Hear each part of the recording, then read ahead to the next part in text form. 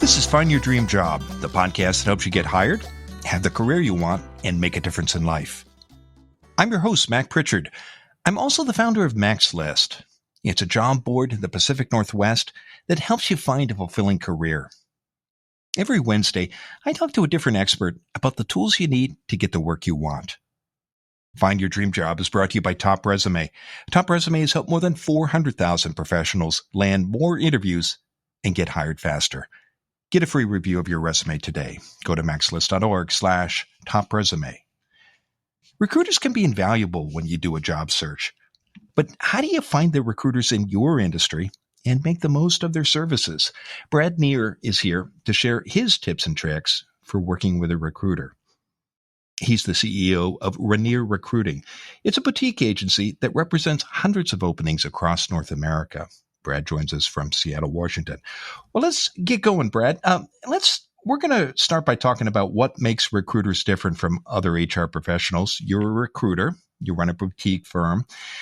And help us understand what a company like yours does. Who do you work for example, an employer or the applicant? Great question, Mac. Thanks for having me. Recruiters are a bit different critters than your typical corporate or HR professionals. So I think this is perhaps a good starting point. There are different types of recruiters, usually falling into three buckets. You've got your traditional corporate recruiter. You've got an internal human resources professional. And then you have people like myself. We call ourselves agency recruiters. So I guess first it's important to understand kind of the differences between those three, and then perhaps how each one of them operates or how we're compensated and what our goals are. So a corporate recruiter usually works for one company, say Microsoft or Amazon or whoever. That corporate recruiter, their sole job is to fill positions within that company. They have goals, they have quotas, and their job is to get you to accept their offer alone. They're not necessarily always in it for the candidate's career benefits. Although if the opportunity for the career is right for the candidate, they can be your best ally. The second bucket is a human resources professional, and not every corporation has an internal recruiter. Those responsibilities usually fall to an HR professional. Their job is to do compensation and benefits and human resources duties in addition to recruiting. So they're a little bit different than somebody like myself, who is an agency recruiter. In some way, I'm kind of viewed as a mercenary. I represent 30 to 40 different employers at a time. I'm only paid if I place people.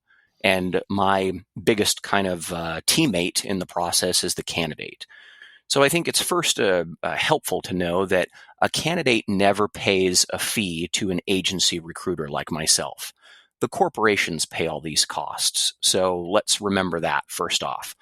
And why is that important, Brad? Why is it important for an applicant who is working with an agency like yours to understand that fact? Yeah, I talk to candidates all the time that have never worked with a recruiter before. They're not familiar with the fees, or they're not sure kind of, when you sell a home, who pays the, closing costs and things like that. A career transition can be as expensive or as stressful as changing physical locations or selling your home. So I think having a professional in your corner and understanding that the corporation pays the fees, I'm the ally with the candidate a lot of times is just helpful to know. So if there is ever a cost to a candidate, you should not work with that recruiter. That is a 100-year-old philosophy, and let's charge the greedy corporations for all of my fees, please. I think good recruiters are passionate about their candidates. The best recruiters are also great middlemen. We advocate for both the client, who is the employer, and the candidate, who is looking for a new position. I'm curious, for an agency like yours that is being paid by the company, can you still function as an ally for the applicant as well? Absolutely. I think it might help if I was a good steward of my industry and I didn't dispel a few myths or misconceptions about how candidates and recruiters are paid. First off, it's important for a candidate to know that this fee never comes out of a candidate's salary. I'm here with a separate contract with the client, and the bigger my candidate's salary becomes, the bigger my finder's fee is. So a lot of times when it comes to the negotiation process, I'm able to help candidates perhaps get a bigger offer or a better offer than they would on their own. I'm glad you brought up that point. Other facts about candidates working with recruiters, I sometimes meet candidates who think if they can find a recruiter like you rather, or an agency like yours, and they can just get their resume in front of you, and then they can sit back and wait for the offers to pour in. What would you say to someone who thinks that, Brad? Well, look out your window. There's challenging economics all around, and post-global pandemics, and a lot of employers demanding candidates return to offices and things. Offers just aren't hanging on trees like they used to. So having a recruiter in your corner can be an incredibly beneficial opportunity. For example, I lead a team of 10 recruiters. These are all senior level recruiters with years and years of experience. And this is my 19th year in recruiting.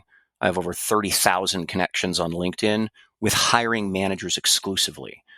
So I think that really helps maybe a candidate understand that if you could tap into a recruiter's network that perhaps recruits in your industry, you've now got a force multiplier of opportunity. Yeah, sure, the best candidates can probably go get a job whenever they want, but can they get a 20, a 40, a 150% increase in their base pay like Rainier Recruiting just did for a candidate recently? That's part of the opportunity of working with the recruiter. Now, I can't promise that, but if you were considering a career change, why wouldn't you tap into an opportunity like that? Well, what are some common misconceptions that candidates have about working with recruiters? If you can't just get your resume in front of someone and wait for the offers to pour in, what are some other misconceptions that you run across when you hear from applicants? Yeah, I mean, recruiters are weird critters sometimes because you never know who we're necessarily representing. I don't go around and advertise who all of my clients are. So if you're a candidate, you don't know if I'm representing large publicly traded companies or small family owned businesses or anybody in between. You have to connect with me first, and we have to have a conversation, human to human, as crazy as that sounds these days. But once a candidate introduces themselves to a recruiter, that's when we start to understand if we're a good fit for each other. If my network overlaps, if I've got employers that might be appropriate for that candidate's experience. And the best recruiters are very honest. If I can help you, I'd love to. That's how I get paid. If I can't help you, I'm going to try to maybe give you either some resume advice, some networking introductions, maybe even a gratis referral over to an employer that I haven't spoken with in a decade, something like that.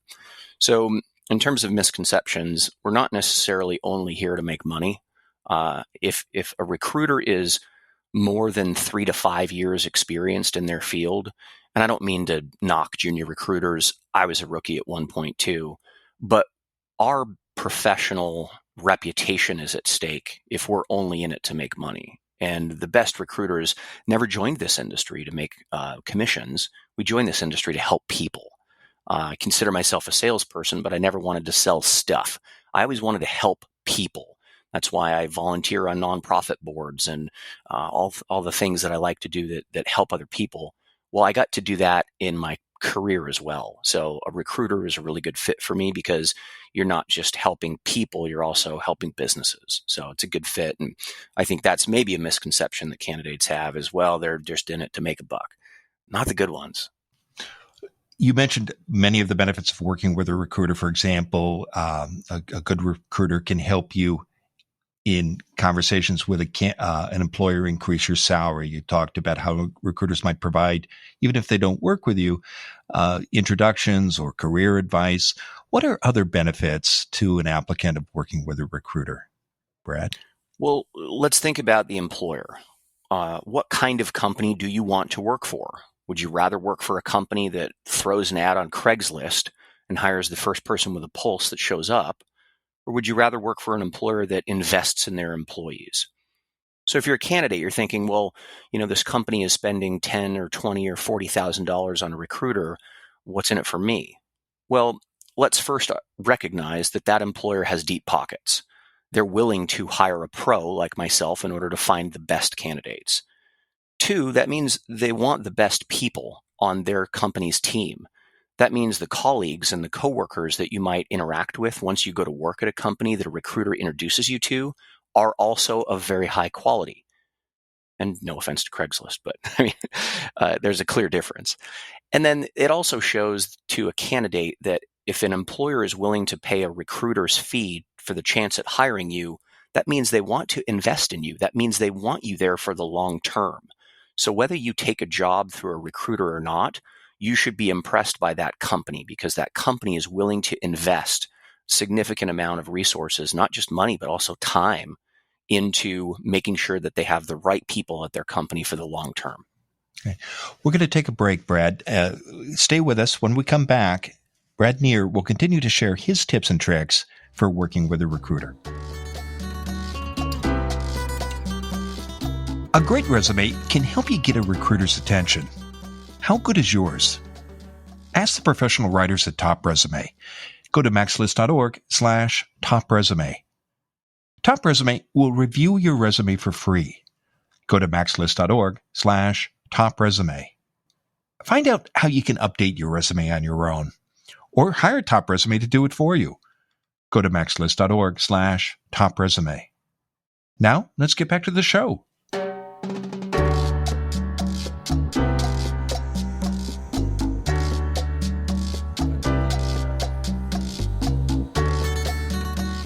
We're back in the MaxList studio. I'm talking with Brad Neer. He's the CEO of Rainier Recruiting. It's a boutique agency that represents hundreds of openings across North America. And Brad joins us from Seattle, Washington. Now, Brad, before the break, we were talking about some of your tips and tricks for working with a recruiter. And we talked about how candidates can benefit from working with recruiters, why companies hire recruiters like you. Let's put ourselves in the shoes of the candidate. And let's talk about how to work in different ways with recruiters. So you're a candidate, you get a call, maybe a text or a LinkedIn message from a recruiter. How can you tell as an applicant if the recruiter is a reputable one? Yeah, we're good at that. We can find people, cell phones and emails and Facebook groups and everything in between. So we're not hard to find. But you're right, it is a large industry. There's no college for recruiting. There are professionals in our space that have been doing this for a week. There are professionals in our space like myself that have made an entire career out of it. There are professionals in entirely different countries that might not even be familiar with your employment market. Nothing against them, they're trying to. But I think it's helpful for a candidate to understand, well, who is this person? Who is this company? And what industry or niche do they provide services within?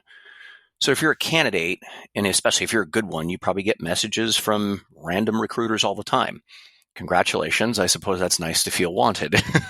But if you're not necessarily needing to feel wanted, these might be a burden in your inbox. So the first thing I would do is I would look at the person. Where is this person located? I'm initially hesitant about recruiters that won't list their physical location, whether it's somewhere like LinkedIn or where they say they're calling or emailing from. Are they in your industry? Are they in your geographic field? If I'm reaching out to somebody in Miami, Florida, I might not know that employment market as well as a local recruiter. So I would think that maybe a recruiter in Seattle, Washington might know their backyard a little bit better than others. So if you're a candidate, you should look at that person. Has this person been a recruiter for a week or a year or 10? You should look at their company. Does their company describe an area of specialty, or are they some random catch-all kind of agency? Remember, too, that there are different types of employment contracts. My company mostly places people into permanent, full-time positions. So I don't represent temp or temp to perm kind of jobs very often, if ever at all. Very often we represent mid-career and executive, full-time, career opportunities at my shop. However, that might be a good thing for a candidate to investigate. What kind of positions does this recruiter represent? Are they contract jobs? Are they full-time? Is that even something I'm interested in? You mentioned in the first segment, Brad, that you should never pay a recruiter a fee if you're a candidate. I just want to touch on that again. Should Why is that? Are there any reputable recruiters out there that would charge a fee? And why do companies try to get these fees? Yeah, back in the 60s and 70s, when the recruiting industry was originally born, it was an applicant-paid market, which is a very old-timey type of way to charge for your services. The companies are the ones with all the money, so let's not charge the individuals. Is more of a modern recruiter's perspective. If you are ever going to pay a recruiting service, you might want to pay for something like a resume service. That's completely different than what a recruiter does.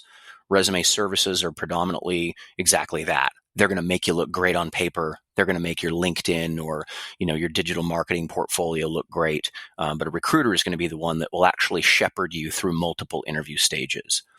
And actually, that's something I didn't mention before, but 93% of my clients are repeat customers. I'm very appreciative of that. And so thank you to my customers that might be out there. However, to a candidate's benefit, I know these companies' cultures. I know what their interview style is like. I know when they're going to ask about salary expectations, and I know what you should say when that question comes up. So when you get to work with a recruiter, you should also ask that recruiter, have you worked with this employer client before? If the answer is yes, you're going to have a tremendous advantage, because if I could show you all the pitches before the employer got to throw them, you'd probably hit more home runs. Your candidate, you talked about how to identify reputable recruiters. Now you've decided to respond to a message, one of those texts or LinkedIn messages. What kind of expectations should you have for that relationship as an applicant who's starting to work with a recruiter? Yeah, it's usually a bit of an investment of time on both parties, because you don't know who that recruiter is usually representing unless they're willing to tell you up front in a message. Most won't, because they want to get to know you first. I'd rather get to know a candidate before I told them who all my customers were. I also, want to make sure that I'm representing the employer in a correct way. I don't want to go telling 100 unqualified candidates about a certain client because they might go beat that client's door down, and now they don't have time to interview all the best ones because that's what I should have been doing for them. So a recruiter's job is to vet both sides. I'd want to know from a candidate what your career interests are. If you're a salesperson and you want to get out of sales completely, you should tell me that, because I might be trying to pitch you a sales job. I might also have 40 other openings that you don't even know about that might be highly appealing to you. So working with a recruiter is a lot more of an honest conversation. When you interview with a company, you kind of have to tell them everything you want them to hear. But when you work with a recruiter, you get to be honest. Tell me what your concerns are. Tell me why you're actually looking. Sometimes it's a faux pas to say something negative in an interview about your current employer. But when you interview with a recruiter, you're not in a real interview. You're just having a career conversation. So it's a little bit nicer in that way. So be candid. And from the candidate's perspective, what questions do you like candidates to ask recruiters about not only their agency, but about the customers that they represent? What makes your job easier and makes a candidate stand out for you? Yeah, a really good question to ask a recruiter is, what is your motivation here? If a candidate asked a recruiter, what is your motivation by doing this call? You can really tell a lot about that recruiter's interests and motivations by their answer. If they completely fall apart by trying to answer what motivates them, the answer should be something like, I want to help people find good jobs. I want to help my client find a great employee. And if that ends up being you, Mr. or Mrs. Candidate, I'd want to help you because maybe we get the chance to work together again. You might get promoted to manager or director and call me back and hire more people from me. Satisfaction like that is my motivator. So maybe an answer like that might be something you would look for. Two other questions I want to get to. One is, what do you do if you get ghosted by a recruiter? You say you're contacted, you respond, you have that conversation, you ask about motivation, and then you never hear from the recruiter again. What should you do as a candidate? Classic ghosting, yeah. Yeah. Great question. It is a scenario in which recruiters are sometimes juggling a lot of opportunities, a lot of candidates, a lot of positions. And if I've ever ghosted anybody, I apologize. But I'm sure it's happened in 20 years. If you get ghosted by a recruiter, you should ask them for direct feedback. Am I still a candidate for this job or not? Do you have anything for me or not? Please let me know. How many attempts do you recommend, Brad? I mean, a recruiter contacts you, you don't hear back. How often should you follow up? Give them one. I mean, if they don't get back to one call or email, then they're probably too busy or not interested in working with you, and you maybe shouldn't be interested in working with them. I mean, I get 100 emails a day. I respond to every single one that I can. And if I don't respond to it today, I'll get to you tomorrow. So I think, one, maybe two max. But just remember that, we are an advocate for the employer and the candidate. We don't get paid unless we place people. It is our entire motivation to make sure that we get great candidates, great offers. And if we can help with that, we absolutely will. But I think you might get ghosted in your lifetime by a recruiter because maybe they're embarrassed by telling you they don't have anything for you in this moment. Recruiters, you should be honest with your candidates. You should say if you have something for them, and if you don't, be honest and wish them luck. That way they're not wondering what happened. Last question, and it'll have to be a quick answer. But sure. A question I get a lot from candidates is, I want to find the recruiter in my field, and our listeners are in all kinds of different professions. Quickly, Brad, what's your best advice for finding the best recruiters in an occupation? Yeah, good question. I would say find recruiting agencies in your geographic area that are small to medium sized. No offense to the big shops, but I know that in my career, so many candidates have great experiences working with more boutique agencies. So start small, don't start big. And how do you find them, Brad? What do you do? Do you sit down at LinkedIn? Do you talk to people in your field? What is the shortcut for doing that? Yeah, I wouldn't start with Google. That's a great question. I would probably start either on LinkedIn or with people in your professional network that are in your same industry. Ask them if they know a good recruiter. Much like real estate or other service professions, the good ones will stand out, but we don't always choose to spend all of our money on Google. So we tend to network with professionals in our field. So network and ask a friend. Terrific. Well, Brad, it's been a great conversation. Now, tell us what's next for you. More of the same, Mac. I run a recruiting agency of 10 senior recruiters. We've got over 50 or 60 full-time positions open. We are desperate for good referrals right now. So our service is to provide great candidates with a good candidate experience and to help employers find great people. Check out our website if anybody's looking for a new position or if they're maybe just curious for a change in the next 1 to 5 years. We have lots of hybrid and remote roles that are still available. I know that less of those are available by the day, but we've got a lot of good employers that are still hiring remote and hybrid employees. Terrific. Well, I know listeners can learn more about you and your company, Rainier Recruiting, by visiting your company's website, rainierrecruiting.com. Of course, we'll include that link in the show notes and the website article, and that you also invite listeners to connect with you on LinkedIn. And as always, if they do reach out to you, I hope they'll mention they heard you on Find Your Dream Job. Now, Brad, given all the great advice you've shared today, what's the one thing you want a listener to remember about your tips and tricks for working with a recruiter? Last takeaway, I would say 2 words: test me. I think I said a lot, but if we don't deliver, then we're not really performing the services that we promise. So I talk to candidates all the time that have never worked with a recruiter before, and it's just shocking considering just 2 weeks ago when we got a saleswoman 150% increase in base salary. That is life-changing. So even if we can't place everybody, you should tap into a local recruiter's network and test them. You just might be surprised.